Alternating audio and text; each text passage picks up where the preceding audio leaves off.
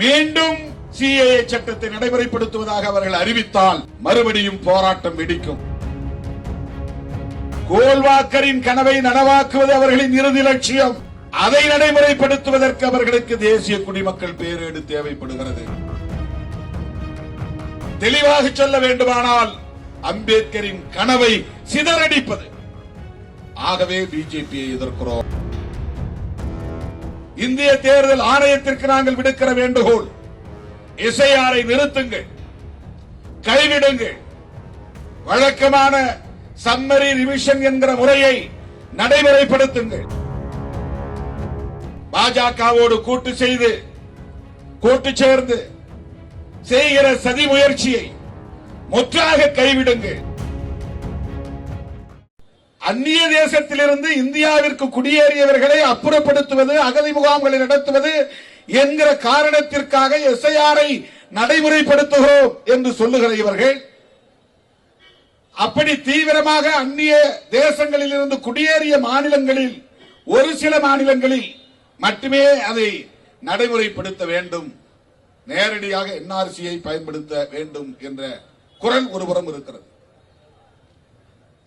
அசாமில் எஸ்ஐஆரே இல்லை,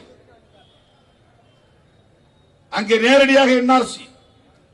இங்கே நேரடியாக என்ஆர்சியை பயன்படுத்த முடியாது என்பதால் தான் பிற மாநிலங்களில் நேரடியாக என்ஆர்சியை சிஏஏ என்கிற சட்டத்தின்படி நடைமுறைப்படுத்த முடியாது என்பதால் தான் தேர்தல் ஆணையத்தை பயன்படுத்தி ஸ்பெஷல் இன்டென்சிவ் ரிவிஷன் என்கிற பெயரால் குடிமக்கள் யார் யார் என்கிற அடையாளத்தை கண்டுபிடிக்கிற வடிகட்டும் நடவடிக்கையை மேற்கொள்ளுகிறார்கள்.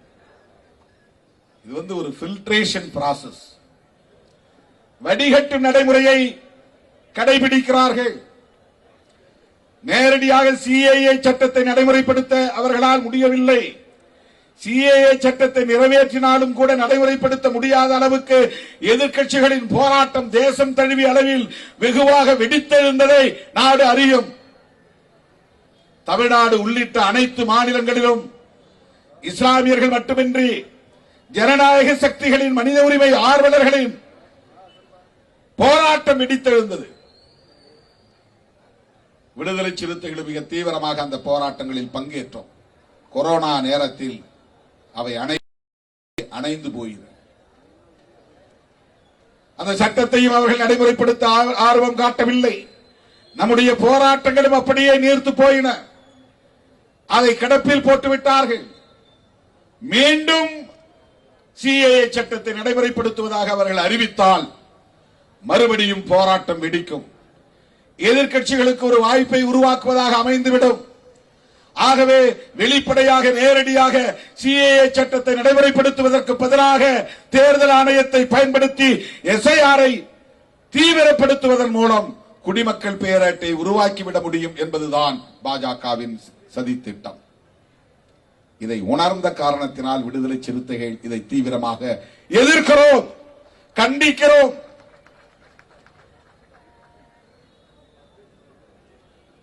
இந்த எஸ்ஐஆரை நடைமுறைப்படுத்துவதன் மூலம் குறைந்தது 10 அல்லது 15% பேர் தங்களை வாக்காளர்களாக பதிவு செய்ய முடியாத நிலைக்கு தள்ளப்படுவார்கள். இது ரொம்ப சாதாரணமான நடைமுறையில் நிகழக்கூடிய ஒன்று. ரொம்ப சிம்பிள் ப்ராசஸ். எல்லோராலும் போய் 100% வாக்காளர்களாக பதிவு செய்ய முடியாது. எப்படியும் ஒரு 10%, 15% பேர் திட்டமிட்டவர்கள் தவிர்க்கிறார்கள் என்று கூட நாம் சொல்லவில்லை. தன்னியல்பாகவே 2002 என் பேர் இல்ல, நாம் போய் ஆவணங்களை தேடி கொடுக்க முடியாது. 2002 வாக்காளர் பட்டியலில் பேர் இருந்தாலும் அதில் என்னால சேர்த்துக் கொள்ள முடியாது. நான் எங்கே இருப்பேன், சண்டிகார்ல வேலை செய்வேன், பாம்பேல இருப்பேன், கர்நாடகாவில் இருப்பேன், அங்கேயே குடிபெயர்ந்து போயிட்டேன். இங்க வந்து என் பேரை பதிவு செய்ய முடியாது. இப்படி ஒரு 10% பேர் பெயர்களை பதிவு செய்ய முடியாமல் போனால் கிட்டத்தட்ட 65 லட்சம் பேர் வாக்குரிமையை இழக்க நேரிடும். 15% பேர் என்று சொன்னால் கிட்டத்தட்ட 1 கோடி பேர் வாக்குரிமையை பறிகொடுக்க நேரும். இவர்களில் யார் பெரும்பாலும் இருப்பார்கள்? சாதாரண மக்கள், ஏழை எளிய தலித்துகள், ஏழை எளிய சிறுபான்மை மக்கள், ஏழை எளிய அனைத்து தரப்புகளை சார்ந்த மக்கள், உழைக்கிற மக்கள், புலம்பெயர்ந்த மக்கள், இங்கிருந்து புலம்பெயர்ந்தவர்கள் அல்லது அங்கிருந்து புலம்பெயர்ந்தவர்கள், வேறு மாநிலங்களில் இருந்து இங்கே வந்து தங்கியிருப்பவர்கள். ஆக இவ்வளவு பேர் வாக்குகளை பறிகொடுத்தால், வாக்குரிமைகளை பறிகொடுத்தால்,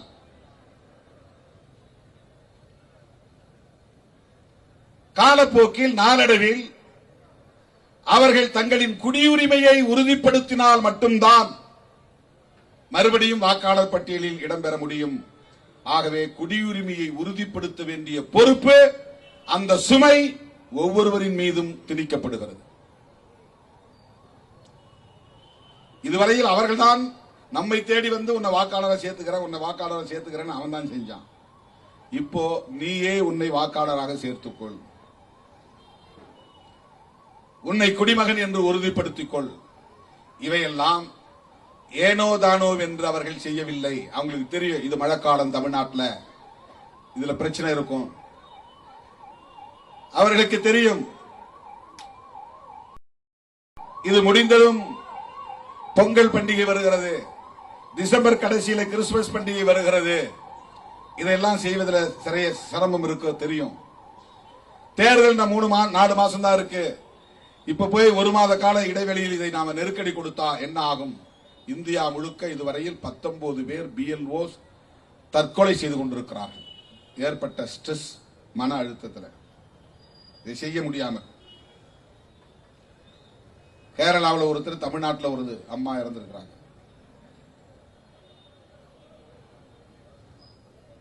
இந்த அழுத்தம் இருந்தாலும், பலர் தற்கொலை செய்து கொண்டாலும், நெருக்கடிகள் இருந்தாலும், எதிர்க்கட்சிகள் விமர்சனம் செய்தாலும், தங்களுக்கே வாக்களிக்கக்கூடிய பிஜேபி ஆதரவாளர்களுடைய வாக்குரிமைகள் பறிபோனாலும், அவர்களுடைய இறுதி இலக்கு குடிமக்கள் தேசிய பேரேட்டை உருவாக்குவது. அதான் அவருடைய அல்டிமேட் எய்ம். அதுதான் அவருடைய அல்டிமேட் எய்ம். அது அவர்களின் அடுத்த அஜெண்டாவுக்கு பயன்படும். அவர்கள் விரும்புகிற இந்தியாவை கட்டமைக்க புதிய செயல் திட்டத்தை தீவிரப்படுத்த முடியும். இவர்களுக்கான வாக்காளர்களை மட்டுமே தக்க வைத்துக் கொண்டு தேர்தல் தில்லுமுள்ளுகளை தேர்தல் ஆணையத்தின் மூலம் செய்து எதிர்க்கட்சி வேட்பாளர்கள் 300-400 வாக்குகளில் மட்டுமே தோற்கக்கூடிய அளவுக்கான ஏற்பாடுகளையும் செய்து ஆட்சி அதிகாரத்தை முதலில் பகிர்ந்து கொள்வது, பிறகு கைப்பற்றுவது என்கிற நடவடிக்கைகளை அவர்களால் வெற்றிகரமாக செய்து காட்ட முடியும். அதற்கு பல மாநிலங்கள் சான்றுகளாக இருக்கின்றன. நீங்க பீகார் தேர்தலை பாத்தீங்கன்னா ரொம்ப நெக் டு நெக் வந்து 300 ஓட்டு, 200 ஓட்டு, 400 ஓட்டு, 600 ஓட்டு, 1000 ஓட்டு, 1200 ஓட்டு, இந்த வாக்குகள் வித்தியாசத்தில் தான் எதிர்க்கட்சிகள் பல வேட்பாளர்கள் தோற்று போயிருப்பார்கள். பார்த்தா நமக்கு சந்தேகமே வராது. ஆனால் இதற்குள்ளே ஒரு சூது இருக்கிறது, சூழ்ச்சி இருக்கிறது.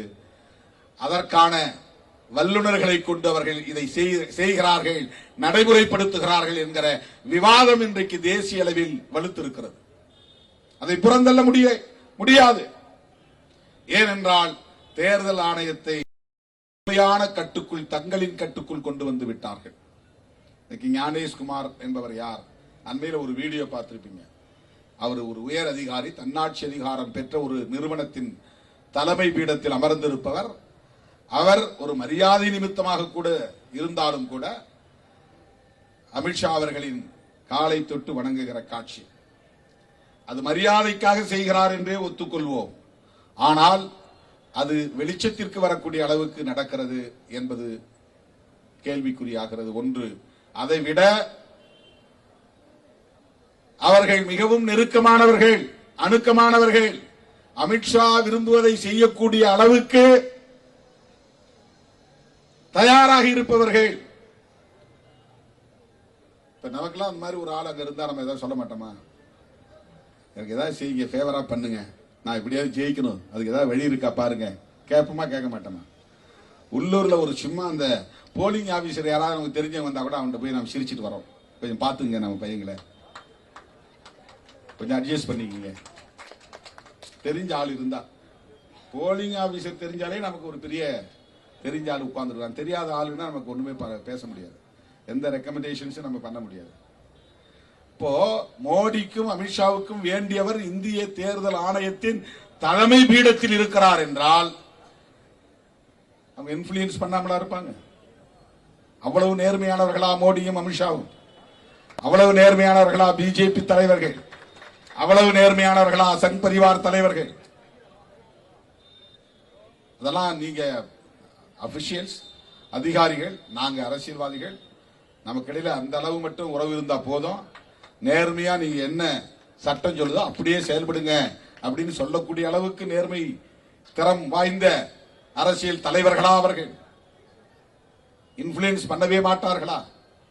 தோழர்களே, தேர்தல் ஆணையமும் பிஜேபியும் இன்றைக்கு ஒரே நிறுவனம் என்று சொல்லக்கூடிய அளவுக்கு மாறி இருக்கிறது. தேர்தல் ஆணையமும் இந்திய ஒன்றிய ஆட்சியாளர்களும் ஒரே நோக்கத்திற்காக செயல்படக்கூடியவர்களாக வெளிப்படையாக இயங்குகிறார்கள். ஆகவே இது வெறும் வாக்காளர் பட்டியலை சீர் செய்கிற நடவடிக்கை அல்ல, வாக்காளர்களை அதிகமாக சேர்ப்பதற்குரிய முயற்சி அல்ல, போலி வாக்காளர்களை அப்புறப்படுத்துவதற்கான முயற்சி அல்ல, அந்நிய தேசங்களில் இருந்து இந்தியாவில் குடியேறியவர்களை வாக்காளர்களாக மாறுவதை தடுக்கிற முயற்சி அல்ல. அவர்களுக்கு ஒரு தேசிய மக்கள் பேரேடு தேவைப்படுகிறது. அவர்கள் விரும்புகிற இந்தியாவை கட்டமைப்பதற்கு சிஏஏ சட்டத்தை நடைமுறைப்படுத்த வேண்டிய கட்டாயம் இருக்கிறது. புரட்சியாளர் அம்பேத்கர் அவர்கள் கண்ட கனவை சிதைத்துவிட்டு மனுவின் கனவை நனவாக்குவது அவர்களின் இறுதி, கோல்வாக்கரின் கனவை நனவாக்குவது அவர்களின் இறுதி லட்சியம். அதை நடைமுறைப்படுத்துவதற்கு அவர்களுக்கு தேசிய குடிமக்கள் பேரேடு தேவைப்படுகிறது. மாற்று கருத்துள்ளவர்களை பலவீனப்படுத்த வேண்டும், எதிர்கருத்து பேசுகிறவர்களை வீழ்த்த வேண்டும், எழுந்திருக்க விடாமல் அவர்களின் இடுப்பெலும்பை முறிக்க வேண்டும், அவர்கள் மீண்டும் வலிமை பெற்று விடாமல் தடுக்க வேண்டும். இடதுசாரி அரசியலோ, அம்பேத்கரிய அரசியலோ, பெரியாரிய அரசியலோ, தேசியவாத மொழி வழி தேசியவாத அரசியலோ தலை தூக்கிவிடக் கூடாது. இவையெல்லாம் அவர்கள் விரும்புகிற ஒரே தேசம், ஒரே மதம் என்கிற கனவை நனவாக்குவதற்கு தடை கற்களாக இருக்கின்றன என்று அவர்கள் நினைக்கிறார்கள், நம்புகிறார்கள். ஆகவே பன்மைத்துவத்தை சிதைப்பது, ஆகவே மதச்சார்பின்மையை சிதைப்பது, ஒட்டுமொத்தத்தில் அரசமைப்பு சட்டத்தை சிதைப்பது, தெளிவாக சொல்ல வேண்டுமானால் அம்பேத்கரின் கனவை சிதறடிப்பது. ஆகவே பிஜேபியை எதிர்க்கிறோம், சங் பரிவார்களை எதிர்க்கிறோம்.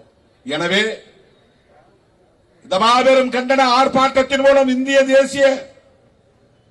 தேர்தல் ஆணையத்திற்கு நாங்கள் விடுக்கிற வேண்டுகோள், எஸ்ஐஆரை நிறுத்துங்கள், கைவிடுங்கள், வழக்கமான சம்மரி ரிவிஷன் என்கிற முறையை நடைமுறைப்படுத்துங்கள். பாஜகவோடு கூட்டு சேர்ந்து செய்கிற சதி முயற்சியை முற்றாக கைவிடுங்கள். இதுதான் விடுதலை சிறுத்தைகளின் வேண்டுகோள். இதை மக்களை திரட்டி போராடி தடுப்பதற்குரிய கால அவகாசம் இல்லை. அதனால் நீதிமன்றத்தை நாடியிருக்கிறோம். உச்ச நீதிமன்றத்தில் இவர்களுக்கு எதிரான மாற்று கருத்துள்ளவர்களும் இப்போது ஒவ்வொருவராக வெளியேறிக் கொண்டிருக்கிறார்கள். அவர்களுக்கானவர்கள் அங்கேயும் வந்து அமர்ந்து கொண்டார்கள். அந்த நிறுவனத்தையும் தங்களால் கையாள முடியும் என்கிற அளவுக்கு இன்றைக்கு வலிமை பெற்றிருக்கிறார்கள். விரும்பும் தீர்ப்பை எழுதி வாங்கிக் கொள்ள முடியும் என்கிற அளவுக்கு அவர்கள் வலிமை பெற்றிருக்கிறார்கள் என்பதற்கு அயோத்தி தீர்ப்பு ஒரு சான்று. அவர்கள் விரும்பும்படி தீர்ப்பு அங்கே வரையப்பட்டது, வணையப்பட்டது, எழுதப்பட்டது. இதை யாரும் மறுக்க முடியாது. இப்படிப்பட்ட இந்த சூழலில் தான் விடுதலை சிறுத்தைகள் கட்சி ஒரு மாநிலத்தில் இயங்குகிற சிறிய கட்சி தான் என்றாலும் தேசிய பார்வை கொண்ட கட்சி, தேசிய பொறுப்புள்ள கட்சி, புரட்சியாளர் அம்பேத்கரின் வழித்தோன்றல்களால் இன்றைக்கு வரவேற்கப்படுகிற, பாராட்டப்படுகிற, தேசிய அளவில் உள்வாங்கப்படுகிற ஒரு பேரியக்கம். எனவே அவர்களின் கூட்டுச்சதியை அம்பலப்படுத்துவோம், புரட்சியாளர் அம்பேத்கரின் கனவை நனவாக்க உறுதியேற்போம் என்பதை சொல்லி உங்கள் மைண்ட் வாய்ஸ் எனக்கு கேட்கிறது. நீங்கள் ஆர்ப்பாட்டத்திற்கு வந்திருக்கிறீர்கள் என்பதை விட அறிவிப்பை ஆவலோடு எதிர்பார்த்து வந்திருக்கிறீர்கள் என்பதை நான் அறிவேன். தோழர்களே, ஒரு மாத காலமாக எனது இடது கண்ணில் ஏற்பட்ட கடுமையான பாதிப்பையும் பொருட்படுத்தாமல் 22,000 விண்ணப்பங்கள் நீங்கள் செய்திருக்கிறீர்கள். அவற்றில் 10% தான் இன்றைக்கு நான் பார்வையிட்டிருக்கிறேன். ஆனாலும் விரைவில் முதல் கட்ட அறிவிப்பு வெளியாகும் என்பதை சொல்லி, எப்போதும் போல் நான் எடுக்கிற முடிவுக்கு உங்களுடைய முழுமையான ஒத்துழைப்பு தேவை, உங்களின் உடன்பிறப்பு என்கிற அந்த உரிமையோடு கேட்டு என் அழைப்பை ஏற்று இங்கே வருகை தந்த உங்கள் அனைவருக்கும் என்னுடைய நெஞ்சார்ந்த நன்றியை தெரிவித்து 27ஆம் தேதி ஆவடி மாநகரத்தில் நடைபெறுகிற மாவீரர் நாள் நிகழ்ச்சியிலும் பங்கேற்றதை சிறப்பிக்க வேண்டும் என கேட்டு முடிக்கிறேன். நன்றி, வணக்கம்.